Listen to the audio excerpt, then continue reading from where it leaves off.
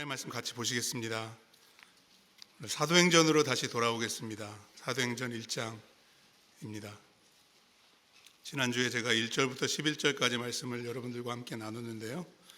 오늘은 그 이후의 내용을 같이 나눠보도록 합니다. 12절부터 26절까지 설교 본문이지만 15절 상반절까지 우리 한음성으로 합독하도록 하겠습니다. 성경 가지고 오신 분들은 성경을 펴시고요. 12절부터 15절 상반절까지 한 목소리로 같이 읽겠습니다. 시작. 제자들이 감람원이라 하는 산으로부터 예루살렘에 돌아오니 이 산은 예루살렘에서 가까워 안식일에 가기 알맞은 길이라. 들어가 그들이 유하는 다락방으로 올라가니 베드로, 요한, 야고보, 안드레와 빌립, 도마와 바돌로메, 마테와 및 알페오의 아들 야고보, 셀로딘 시몬, 야고보의 아들 유다가 다 거기 있어 여자들과 예수의 어머니 마리아와 예수의 아우들과 더불어 마음을 같이하여 오로지 기도에 힘쓰더라. 모인 무리의 수가 약 120명이나 되더라. 아멘. 한 번 더 기도하겠습니다. 부활하신 주님을 찬양합니다. 승천하신 주님을 믿습니다. 그리고 지금도 우리를 위하여, 교회를 위하여 하나님 보좌 우편에서 중보하고 계실 주님 감사합니다. 주의 이름으로 보내신 성령께서 이 시간 우리와 함께 하시는 줄로 믿습니다. 사도행전 1장 말씀으로 돌아왔습니다. 이 말씀이 열리게 하시고 들리게 하여 주옵소서. 성령께서 교회에게 하시는 그 말씀, 그 음성에 귀 기울이는 시간 되게 하여 주시옵소서. 하나님, 우리가 교회입니다. 말씀으로 교회를 세워 주시옵소서. 이 말씀 전하는 자와 듣는 모든 성도님들이 말씀의 능력으로 새로워지는 귀한 시간 되도록 성령으로 충만히 역사해 주시옵소서. 예수 그리스도 이름으로 기도합니다. 아멘. 아멘. 제가 한 번 더 나왔습니다. 그래서 부활주일 그리고 그 다음 주일 설교를 하라고 김영우 목사님이 이제 스케줄을 짜 주셔서 어떤 말씀을 여러분들과 나누면 좋을까 기도하면서 고민을 많이 했습니다. 그래서 저희가 지금 사도행전으로 또 묵상하고 교회를 위해서 40일 동안 기도하고 있는데 2주 연속으로 사도행전 1장 말씀을 여러분들과 나누면 좋겠다 하는 그런 마음이 들었고요. 그리고 40일 기도가 마칠 때쯤에는 제가 여러분들과 사도행전 28장 마지막 장 말씀을 한번 이렇게 나눠보면, 물론 1장부터 28장까지 다 나누면 좋겠지만 그래도 시작과 끝은 온 교회 성도님들이 말씀을 다 같이 들었으면 좋겠다 하는 그런 마음에서 오늘 1장 말씀 나머지 부분을 여러분들과 나누려고 합니다. 지난주 설교 제목이 뭔지 기억하시나요? 여러분들이 기억하시면 저한테 큰 격려가 될 것 같은데, 부활을 사는 믿음이죠. 부활하신 주님께서 40일 동안 제자들과 함께 하시면서 부활의 여러 가지 확실한 증거들을 보여주셨습니다. 부활을 믿게 도와주셨습니다. 그리고 그들에게 부탁하셨죠. 아버지께서 약속하신 성령이 임하기까지 예루살렘을 떠나지 말고 기다려라. 그러고 나서 그들이 보는 앞에서 승천하셨는데, 승천하실 때 하나님께서 두 천사를 보내셨습니다. 증인으로 세우신 겁니다. 부활하신 후에 빈무덤에 두 천사가 나타났듯이 말입니다. 승천하신 후에도 두 천사가 나타났습니다. 승천을 증언하는 것은 아닙니다. 제자들은 이미 목격했거든요. 그럼 뭘 확인시켜 주느냐? 바로 재림입니다. 그래서 지난주에 설교 결론부에 제가 말씀드렸잖아요. 부활을 믿으십니까?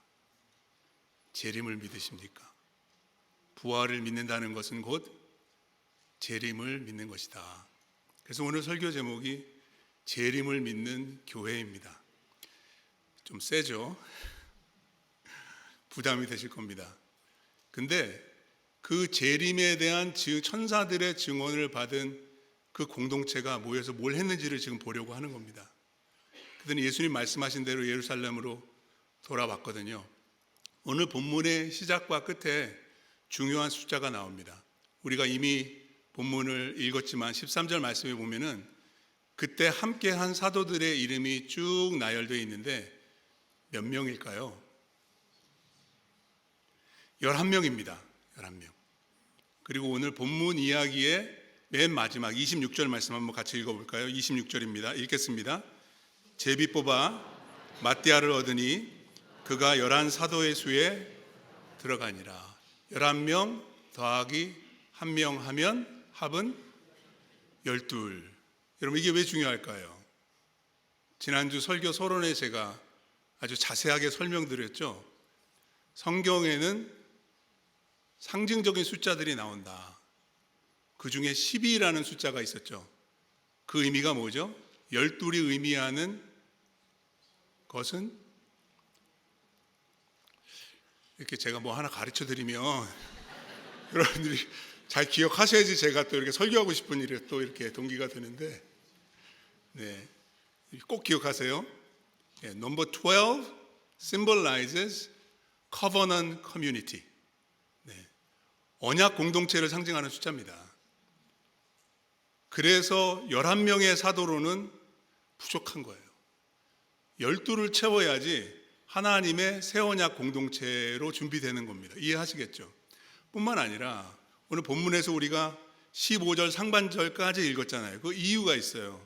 거기 보시면 뭐라고 되어 있어요? 그때 승천을 목격하고 같이 예루살렘에 모인 사람들이 몇 명이었다고 말해요? 약 120명이에요. 약. 네. 그러니까 정확하게 120명이라는 게 아니에요. 좀 모자랄 수도 있고 좀 더 될 수도 있지만 누가가 강조하는 건 뭐예요? 10이라는 숫자예요. 지금 언약 공동체가 모여서 성령을 받았다는 얘기를 하고 싶은 겁니다. 여러분, 교회는 새 언약 공동체가 되는 줄로 믿습니다. 성령 강림으로 교회가 탄생하는 것입니다. 열림은 교회도 마찬가지입니다. 우리는 언약 공동체인 것입니다. 그러면 부활을 믿고 또 재림을 믿는 교회는 어떻게 해야 되는 거예요? 그 첫 공동체의 모습에서 우리가 배울 점이 정말 많다는 거예요. 어떻게 하면 하나님의 언약 공동체로서 우리 열림은 교회가 새롭게 잘 세워져 나갈 수 있을까요? 오늘 본문을 통해서 주시는 세 가지 교훈을 교회된 우리가 잘 받았으면 좋겠습니다. 첫 번째, 부활과 재림을 믿는 교회는요, 제일 먼저 기도에 힘써야 합니다. 지난주에도 제가 부활신앙은 곧 재림신앙이고 재림신앙으로 살아가기 위해서 우리가 반드시 해야 될 게 기도라고 말씀을 드렸습니다. 아니나 다를까 교회도 모여가지고요 기도합니다. 오늘 본문 말씀 14절 하반절에 보시기 바랍니다. 더불어 마음을 같이하여 오로지 기도에 힘쓰니라. 몇 명이 모였어요? 120명. 여러분, 120명이 더불어 마음을 같이 하기가 쉬웠을까요? 어려웠을까요? 여러분, 12명도 한 마음 되기 그거 쉽지 않습니다. 120명은 그거 더 어려운 겁니다. 열림문교회 몇 명인가요? 이 예배에 모이신 분들만 500명이 넘습니다. 여러분, 우리가 어떻게 한 마음이 될까요? 답은 알고 계시죠? 그 다음에 나오죠. 오로지 기도에 힘쓰더라. 교회는 하나 되기 위해서 기도해야 합니다. 교회는 기도할 때 하나가 됩니다. 저를 한번 따라해 보실까요? 기도하면 하나 된다. 아멘입니다. 기도하면 하나 됩니다. 그래서 오로지 기도에 힘썼던 초대교회처럼 이 120명 성도들처럼 우리도 이런 공동체를 이루어가기 위해선 기도 외에는 없습니다. 여러분, 누가는 성경의 저자들 가운데에서도 이 기도가 얼마나 중요한지를 강조했던 사람입니다. 그래서 누가복음에도 기도에 대한 언급이 굉장히 많이 나오고 또 사도행전에도 기도에 대한 언급이 나오는데요. 신기한 것은 누가복음에는 예수님이 기도하십니다. 이 카이로스 훈련 받으신 분들은 기억하실 거예요. 예수님의 공생애는 시작부터 끝까지 기도입니다. 누가만 유일하게 복음서의 저자들 중에 요한에게 세례 받으시는 예수님이 기도하셨다고 기록해 줍니다. 그리고 누가복음 24장에 보시면 부활하신 예수님의 승천 장면으로 끝나거든요. 51절 52절에 거기에서 예수님이 축복 기도하십니다. 축도하시면서 하늘로 올라가십니다. 기도에서 시작해서 기도로 끝납니다. 근데 예수님이 기도하신 것만 기록을 해주고 누가복음의 제자들이 기도했다는 얘기는 전혀 언급되지 않아요. 그런데 사도행전 1장으로 와보니까 예수님이 승천하시자마자 제자들이 모여서 제일 먼저 한 게 있어요. 뭐죠? 바로 기도라는 거예요. 이게 중요한 거예요.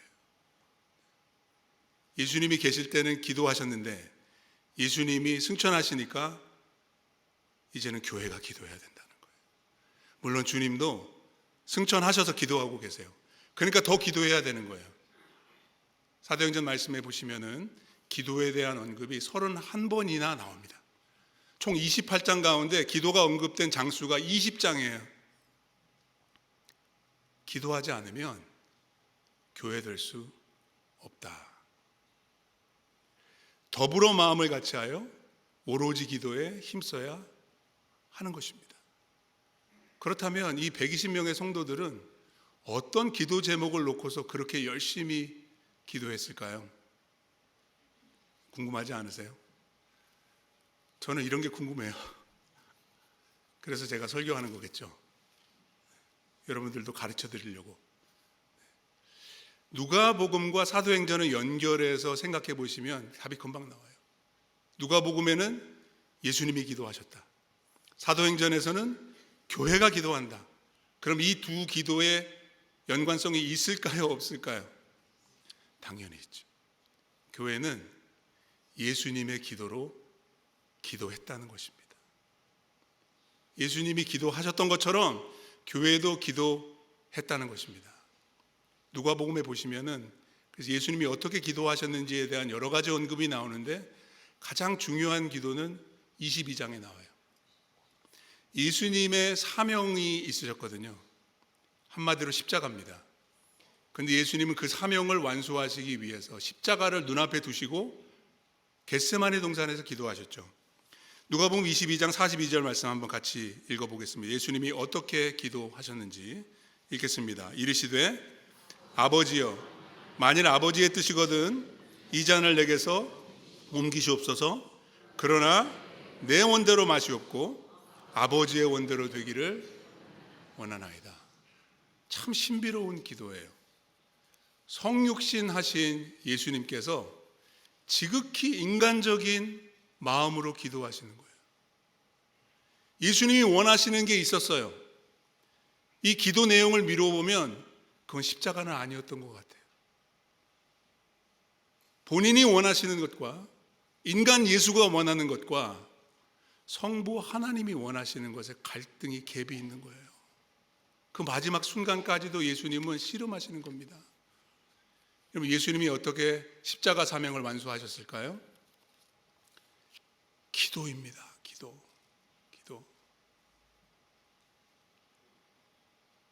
이 겟세마네 동산의 기도 사건을 누가가 아주 특이하게 기록해 주는데 이거 누가만 이렇게 나옵니다. 여러분 비교해서 읽어보셔도 돼요. 이 겟세마네 기도하러 가셨을 때의 그 내용을 예수님은 제자들에게 기도하라고 권면하신 것으로 시작해서 권면으로 끝나면서 그 중간에 내 원대로 마시옵고 아버지의 원대로 해달라고 예수님의 기도가 나오는 거예요. 예수님처럼 기도해야 된다는 거예요. 예수님이 기도를 권면하시고 도전하시는 거예요. 누가복음 22장 40절과 46절 말씀해 보시면 예수님이 그들에게 이렇게 부탁하십니다. 유혹에 빠지지 않게 기도하라. 또 46절에 시험에 들지 않게 일어나 기도하라. 뒤집어서 생각하면 기도하지 않으면 유혹에 빠지고 시험에 들 수밖에 없다는 거예요. 어떤 유혹, 어떤 시험일까요? 예수님이 이기신 시험입니다. 기도하다 보면은 하나님의 소원보다는 나의 소원이 앞서기가 쉬워요. 여러분들은 그렇지 않으세요? 내가 원하는 대로 하나님 들어주시고 이루어달라고 기도하실 때가 더 많지 않으신가요?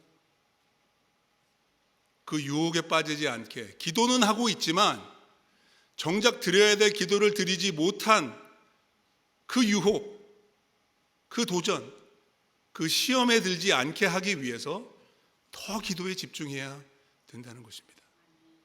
교회를 위해서는 더더욱이 그렇습니다. 그래서 40주년을 맞이한 우리 열림문 장로교회 모든 성도님들과 함께 부활 후 40일 사도행전을 읽고 묵상하면서 그 말씀의 기도로 합심해서 기도하기를 원하는 것입니다. 아버지의 뜻이 우리를 통해 이루어질 수 있도록 여러분들 기도의 손을 모아주시기 바랍니다. 그리고 가능하시면 교회 나와서 같이 좀 기도하셨으면 좋겠어요. 그래서 금요 열린 기도회를 다시 시작한 겁니다. 금요일 저녁 7시부터 9시까지인데요. 그날 특별하게 꼭 하셔야 될 일이 없으신 분들은 교회 나오셔서 같이 기도했으면 좋겠습니다. 여기 부모님들 많이 계실 텐데요. 자녀들을 어와나나 그로브에 드랍오프 하시고 딴 데 가지 마세요. 자녀들에게 얘기해 주세요. 엄마가 널 위해 기도할게. 모여서 기도해야 됩니다. 금요일 저녁에 운전이 불편하셔서 못 나오시는 분들은 토요 새벽에라도 나와주세요. 그리고 교회를 위해서 기도에 힘써 주시기를 바랍니다. 부활을 믿으신다면, 재림을 믿으신다면, 새 언약 공동체로서의 교회를 이루어가기 원하신다면, 여러분 교회는 건물이 아니지 않습니까? 우리가 교회이지 않습니까? 마음을 같이하여 오로지 기도에 힘쓰는 저와 여러분들 다 되시기를 축복합니다. 하나님의 소원을 이루는 교회가 되기 위해서 두 번째 필요한 것이 있습니다. 그것은 말씀을 이루는 공동체가 되는 것입니다. 기도에 힘쓰고 하나님의 말씀인 성경을 성취하는 것입니다. 이 120명이 그렇게 했다는 것이죠. 오늘 본 말씀 15절에 돌아와서 다시 한번 보시면 모인 무리의 수가 약 120명 되는데요. 그때가 언제일까요? 마음을 같이 하고 기도에 힘쓸 바로 그때 말씀이 선포됩니다. 여러분 교회에는 기도와 말씀이 같이 가야 됩니다. 그래서 베드로가 그 형제들 가운데 일어서서 하나님의 말씀을 전합니다. 16절 같이 읽어보겠습니다. 형제들아, 성령이 다윗의 입을 통하여 예수 잡는 자들의 길잡이가 된 유다를 가리켜 미리 말씀하신 성경이 응하였으니 마땅하도다. 유다 이야기를 합니다. 유다가 어떻게 됐나요? 그는 예수 그리스도를 배반하고 은삼십에 팔아 넘겼는데 나중에 죄를 뉘우치고 자기 연민에 빠져서 그 죄의식을 이기지 못해서 스스로 목숨을 끊습니다. 사도행전은 그가 목을 매달아 달아 죽었는데 땅에 떨어져서 배가 터졌다. 정말 참혹한 그런 사건을 우리에게 기록해 주고 있어요. 그 은삼십이 어떻게 됐죠? 제사장들이 밭을 사서 사람들은 그 밭을 피밭이라고 불렀다. 베드로는 이렇게 말합니다. 그에게 일어난 모든 일들은 성경에 미리 예언되었다라는 거예요. 성령이 다윗의 입을 통하여 미리 성경에 말씀하셨다. 그 성경이 어떤 말씀일까요? 시편이에요. 시편. 본문 20절을 보시기 바랍니다. 시편에 기록하였으되. 여러분 시편 말씀에 보시면 주로 다윗이 지은 그 시편들 중에 Messianic Psalms, 메시아를 예표하는 말씀들이 있습니다. 여러분 우리가 다윗 시리즈 부활절 전에 했잖아요. 그때 제가 여러 차례 이런 말씀을 드렸어요. 다윗을 보면 누가 보여요? 예수가 보인다. 다윗에게 일어난 모든 일들이 다 장차 오실 그리스도를 미리 보여주는 사건은 아니지만 중요한 사건들은 그런 거예요. 다윗을 통해서 그리스도를 보게 되는 거죠. 왜냐하면 그리스도는 다윗의 자손으로 오실 분이기 때문이죠. 그래서 시편에 다윗이 기록한 이제 시편 69편과 109편의 한 구절씩을 인용하는데 그 머리글에 보면은 다윗의 시 이렇게 나와 있거든요. 나중에 한번 찾아보세요. 다윗이 기록한 시 가운데 유다에 관한 내용이 있더라 이런 말입니다. 20절 보십시오. 시편에 기록하였으되 그의 거처를 황폐하게 하시며 거기 거하는 자가 없게 하소서. 사실 이 말씀의 원래 배경은 다윗의 이야기고 다윗을 대적했던 원수들의 처참한 최후에 대한 말씀이거든요. 오래 못 간다는 거예요. 그들이 정해놓은 거처에서 살지 못한다는 거예요. 근데 베드로가 시편을 읽다 보니까 이거 봐라, 이 말씀은 가룟 유다를 통해서 이루어졌네 라고 보게 된 거죠. 메시아닉 쌈이었다는 거죠. 유다가 그렇게 됐잖아요. 은삼십으로 밭을 사긴 했지만 거기 못 살았어요. 그의 거처가 되지 않았다는 겁니다.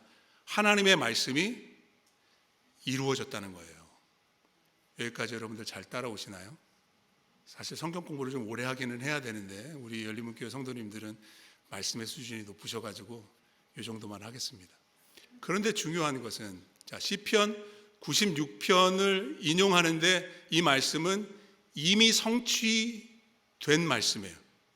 근데 그 다음에 20절 후반부에 보면 또 다른 시편을 인용하는데 시편 109편입니다. 이 또한 다윗의 시지만 이 말씀은 이 부분은 아직 성취되지 않았다는 거예요. 말씀을 보겠습니다. 또 일러스되 그의 직분을 타인이 취하게 하소서. 이것도 원래는 다윗을 대적했던 사람이 자리를 포기하게 되는 얘기예요. 근데 베드로가 이 말씀을 묵상하다 보니까 이 또한 성취될 말씀이다라는 거예요. 앞에 69편은 유다가 죽었을 때 이루어졌어요. 근데 시편 109편은 아직 이루어지지 않았어요. 그럼 어떻게 될까요? 이걸 이루어야 된다는 거예요. 새 언약 공동체가 하나님의 말씀을 이루어내야 한다는 것입니다. 이해하시겠습니까? 말씀대로 하는 겁니다. 그게 교회입니다. 여러분, 저희들이 이렇게 예배당을 새롭게 꾸미고 들어오는데 우여곡절이 많았잖아요. 성금요일 날 그냥 간신히 들어왔잖아요. 그죠? 막판까지 그냥 기도하고 졸이면서. 근데 사실 이게 그렇게 어려운 일은 아니었어요. 그날 빌딩 인스펙션 패스했거든요. 빌딩 인스펙션을 패스하는 거는 아주 간단합니다. 어떻게 하면 되는지 아세요?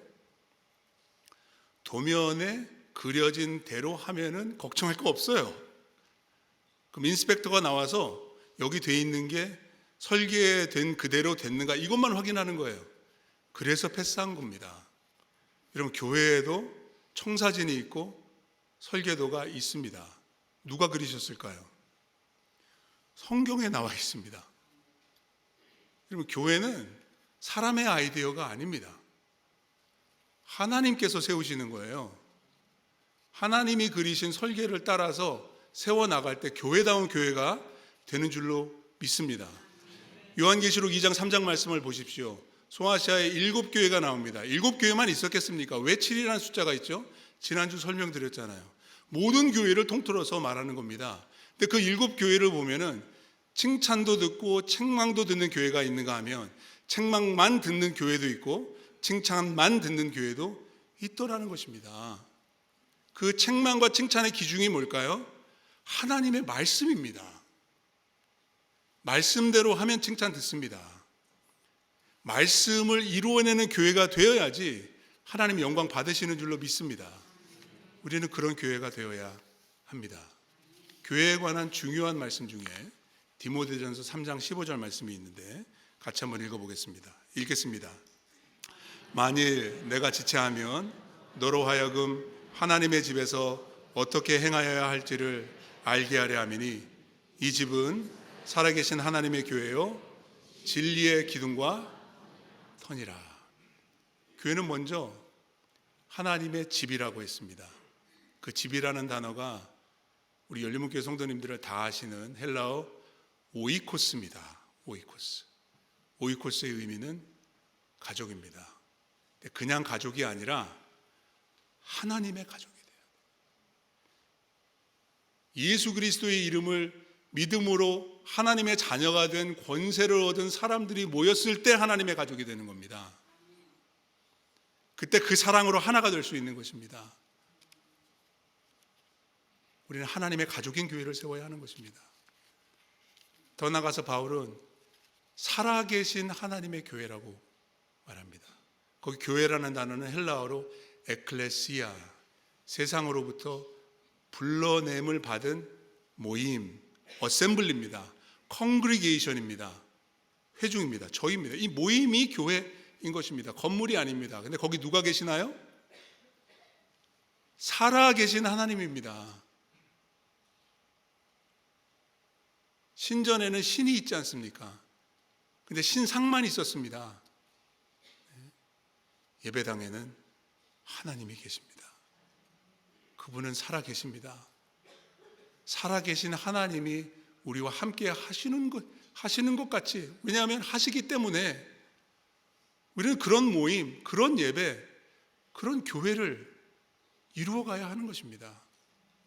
어떻게 하나님의 집, 살아계신 하나님의 교회가 될 수 있을까요? 세 번째가 중요하죠. 진리의 기둥과 터니라. 여기서 말하는 진리는 말씀의 진리이고 보다 좁은 의미에서는 복음의 진리를 말합니다. 복음 중심적으로 복음을 기둥 삼아서, 복음을 기초 삼아서 복음이 없으면 아무것도 아닌 그런 교회가 되어야 한다는 것입니다. 그 교회는 흔들리지 않습니다. 무너지지 않습니다. 여러분, 최근에 대만에서 큰 지진이 있었잖아요. 강도 7.2, 원자폭탄 32개를 터뜨린 위력이라고 하더라고요. 어마어마한 거예요. 그런데 대만에서 가장 높은 빌딩이 있어요. 500m도 훨씬 넘어요. 안 무너졌어요. 어떻게? 기둥과 터가 견고하니까 흔들릴지는 몰라도 무너지지는 않는 거예요. 교회가 그렇게 돼야 합니다. 복음의 진리의 기둥과 터에 우뚝 서서 살아계신 하나님의 교회가 되고 하나님의 집이 되는, 하나님의 오이코스가 되는 우리 열림은 교회가 되기를 간절히 소원합니다. 그 말씀을 이루고 그 말씀이 이루어지도록 기도에 힘쓰는 저와 여러분들 되기를 간절히 바랍니다. 끝으로 세 번째, 리더를 세우는 공동체입니다. 기도에 힘쓰는 교회, 말씀을 이루어내는 그런 교회가 될 수 있도록 섬김에 이끄는 지도자들이 필요한 것이죠. 그런 리더를 세우는 공동체가 되어야 합니다. 이미 설교 서두에도 살펴봤지만 11명의 사도에서 12명의 사도가 되는 과정을 이제 기록해 줍니다. 한 명을 뽑는 겁니다. 초대교회가 어떻게 했을까요? 굉장히 좋은 교훈들이 있거든요. 첫 번째, 자격이 중요하다는 겁니다. 아무나 리더 세우는 거 아닙니다. 자격을 봐야 됩니다. 사도의 자격이 뭘까요? 21절, 22절 같이 읽겠습니다. 이러함으로 요한의 세례로부터 우리 가운데에서 올려져 가신 날까지 주 예수께서 우리 가운데 출입하실 때 항상 우리와 함께 다니던 사람 중에 하나를 세워 우리와 더불어 예수께서 부활하심을 증언할 사람이 되게 하여야 하리라. 사도의 조건은 뭐죠?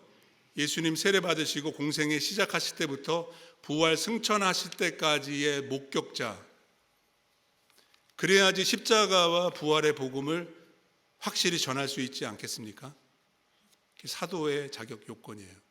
교회의 지도자들의 자격 요건에 대해서도 디모데전서, 디도서에 자세히 나와 있어요. 그걸 유념해 봐야 된다는 거예요. 말씀을 이루는 교회가 되기 위해서 말씀대로 리더를 세워야 하는 것이죠. 그래서 120명이 모여서 그 자격 요건을 갖춘 사람을 추천하는데 두 사람이 추천이 된 겁니다. 한 사람이면 고민 안 해도 될 텐데 그 중에 둘이 있었어요. 누구였을까요? 23절 같이 읽겠습니다.